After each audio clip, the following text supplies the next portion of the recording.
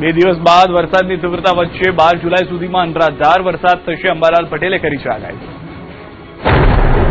આગાહીકાર અંબાલાલ પટેલે પણ ગુજરાતમાં વરસાદની આગાહી કરી છે, જેમાં 2 સિસ્ટમ સક્રિય થતા પૂર્વ ભારત અને પૂર્વ મધ્યપ્રદેશમાં ધોધમાર વરસાદ થશે, જેને કારણે ગુજરાતમાં પણ અસર વર્તાશે। તેમાં પણ 2 દિવસ બાદ વરસાદની તીવ્રતા વધશે।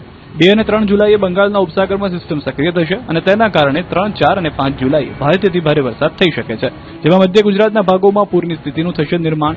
તો વડોદરા, પંચમહાલ, મહીસાગરમાં 3 થી 5 જુલાઈએ ભારેથી ભારે વરસાદની આગાહી છે।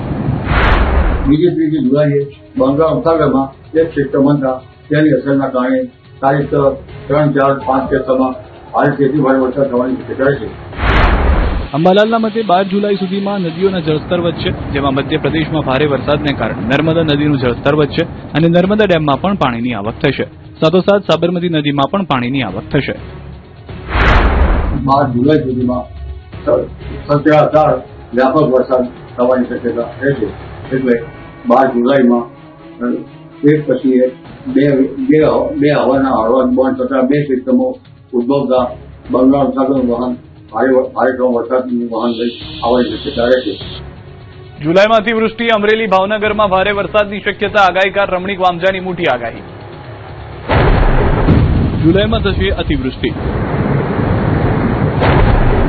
અમરેલી, ભાવનગરમાં થશે વધુ વરસાદ। બપોર બાદ થશે ધોધમાર વરસાદ। ચોમાસું હવે જમાવટ કરી રહ્યું છે અને તેમાં સોરઠના આગાહીકાર રમણીક વામજાએ ચંદ્રમાં દેખાયેલા વિશિષ્ટ કુંડાળા અને ભડલી વાક્યના આધારે વર્તારો કર્યો। તેમના મતે 7 જુલાઈ સુધી સૌરાષ્ટ્રમાં સારા વરસાદની શક્યતા છે, સાથે આદ્ર નક્ષત્રમાં સમયસર વાવણી લાયક વરસાદ થવાથી રોગચાળો ઓછો રહેવાની અને ખેડૂતોને ખાસ ચિંતા કરવાની જરૂર નહીં રહે। ખેડૂતોને ખુશ કરી દેતી આગાહી કરતા વામજાએ સપ્ટેમ્બર સુધી સારા વરસાદની વાત કરી છે। જુલાઈ માસમાં પણ અતિવૃષ્ટિ થશે, ઓગસ્ટ મહિનાની અંદર સારો વરસાદ થશે અને સપ્ટેમ્બર પણ વરસાદ થશે। આ વર્ષે ભાદરવા મહિને અંદર વચ્ચે અંદર આદ્ર નક્ષત્રમાં ગાજવી સાથે વરસાદ થશે। ખેડૂતોને ધ્યાનમાં રાખીને રમણીક વામજાએ જણાવ્યું કે હાલ મગફળી અને સોયાબીનનું વાવેતર કરનાર ખેડૂતોને સારો લાભ મળી શકે છે। કપાસના પાકનું પણ સારું ઉત્પાદન થવાની સંભાવના તેમણે વ્યક્ત કરી। જોકે વેપારમાં મંદી આવી શકે તેવી પણ આગાહી તેમણે કરી છે। મગફળી, સોયાબીન વાવશે તે પણ સારું થશે અને કપાસની અંદર પણ સારું ઉત્પાદન છે। વામજાના મતે અમરેલી અને ભાવનગર જિલ્લામાં વરસાદનું પ્રમાણ વધુ રહેવાની શક્યતા છે। આગામી 7 દિવસમાં નદી નાળાઓમાં પૂર જેવી સ્થિતિ સર્જાઈ શકે તેવી સંભાવના પણ તેમણે વ્યક્ત કરી છે। 8મા દિવસે ચોમાસું આખરે આગળ વધ્યું છે, જો કે જૂન મહિનાએ નિરાશ કર્યા છે। ખેડૂતો માટે આનંદના સમાચાર છે। 8મા દિવસે ચોમાસું આખરે આગળ વધ્યું છે। હવે ચોમાસાનું સૌરાષ્ટ્ર, મધ્ય ગુજરાતમાં આગમન થયું છે। આ સાથે જ રાજ્યના 20 જિલ્લામાં વત્તા ઓછા અંશે ચોમાસું બેઠું છે। આ 20 પૈકી 13 જિલ્લાના તમામ વિસ્તારો, 7 જિલ્લાના કેટલાક ભાગોમાં ચોમાસાનું આગમન થયું। ખાસ કરીને પોરબંદર, રાજકોટ, જૂનાગઢ, ગીર સોમનાથ, અમરેલી, ભાવનગર, બોટાદ અને દક્ષિણ અમદાવાદ સાથે જ વડોદરા, દાહોદમાં પણ ચોમાસાનું આગમન થઈ ચૂક્યું છે। ચોમાસું આગળ વધી રહ્યું છે અને જુલાઈમાં મેઘરાજાએ જમાવટ શરૂ કરી છે। જોકે પાછલો ગયેલો જૂન મહિનો નબળો રહ્યો।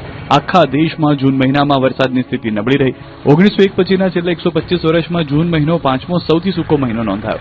દેશમાં માત્ર 99.5 mm વરસાદ નોંધાયો, જે સામાન્ય કરતાં લગભગ 39.8% ઓછો છે। આ સ્થિતિ પાછળ અલ નીનોને જવાબદાર માનવામાં આવે છે।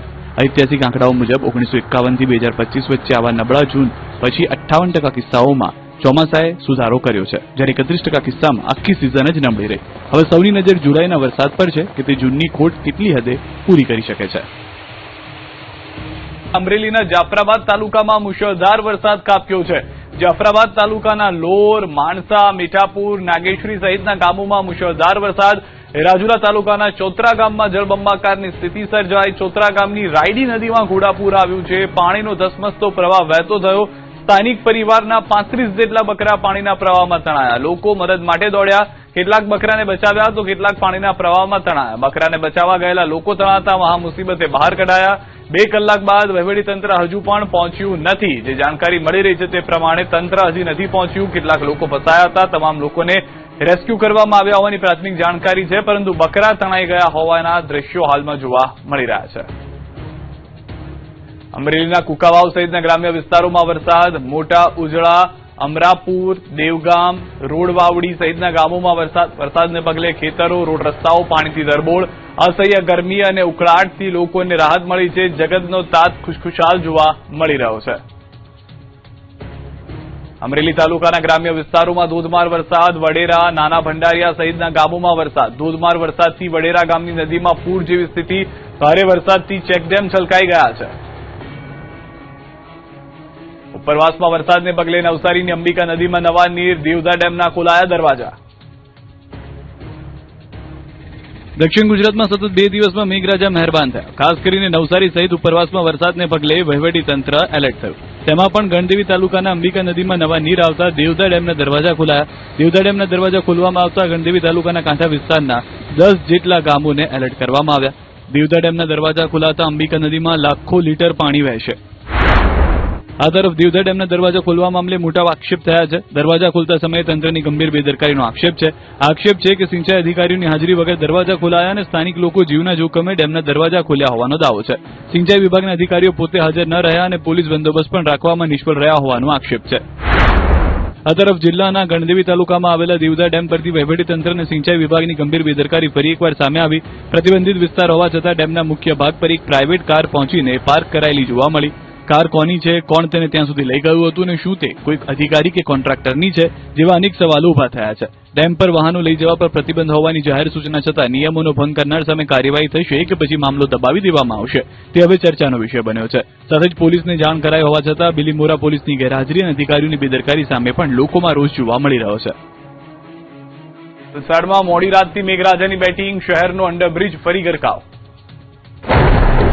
વલસાડ જિલ્લામાં આજે પણ વરસાદી માહોલ રહ્યો. સવારે જિલ્લાના તમામ તાલુકાઓમાં ધોધમાર વરસાદ વરસ્યો, જેમાં સૌથી વધુ માત્ર 2 કલાકમાં 4 ઇંચથી વધારે વરસાદ વાપીમાં નોંધાયો, જેને કારણે શહેરના ઘણા વિસ્તારો જળમગ્ન થયા. ખાસ કરીને રેલવે અંડરપાસમાં પાણી ભરાઈ જતા બંને તરફનો વાહન વ્યવહાર ઠપ થઈ ગયો. શહેરની વચ્ચેથી રેલવે લાઇન પસાર થાય છે. આથી શહેરના એક તરફથી બીજી તરફ જવા માટે રેલવે ટ્રેકની નીચે અંડરપાસ બનાવવામાં આવ્યો છે. દર વર્ષે ચોમાસામાં અંડરપાસ ભારે વરસાદ વખતે ભરાઈ જાય છે અને દર વર્ષની સમસ્યા આ વખતે પણ રહી. મનપાએ પ્રી મોન્સૂન કામગીરી પાછળ કરોડોનો ખર્ચ કર્યો, છતાં સમસ્યા જેવીને તેવી છે. સિઝનના પહેલા વરસાદમાં શહેરીજનોને પરેશાનીનો સામનો કરવો પડ્યો. પાણી ભરાતા સલામતીના ભાગરૂપે રેલવે અંડરપાસને બંધ કરવાની નોબત આવી. આથી શહેરની એક તરફથી બીજી તરફ જવા માટે લોકોએ પરેશાનીનો સામનો કરવો પડ્યો. શહેરના ચીપવાડ અને મોગરાવાડી રેલવે ગરનાળામાં પણ પાણી ભરાઈ જતા લોકોએ પરેશાનીનો સામનો કરવો પડ્યો.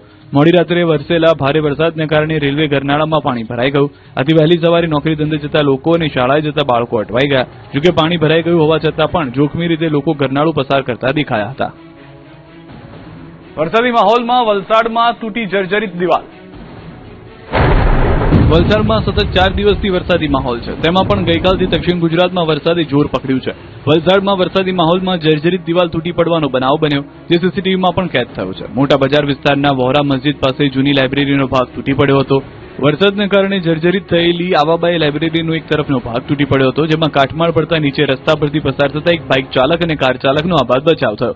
આ આખી ઘટના સીસીટીવીમાં કેદ પણ થઈ, જે બાદ વલસાડ પાલિકાની ટીમ સ્થળે પહોંચી કાટમાળ હટાવવાની કામગીરી હાથ ધરી. આ બનાવમાં કોઈ ઈજા કે જાનહાની નથી થઈ. આ તરફ વલસાડના વાપીમાં પહેલા વરસાદે મનપાની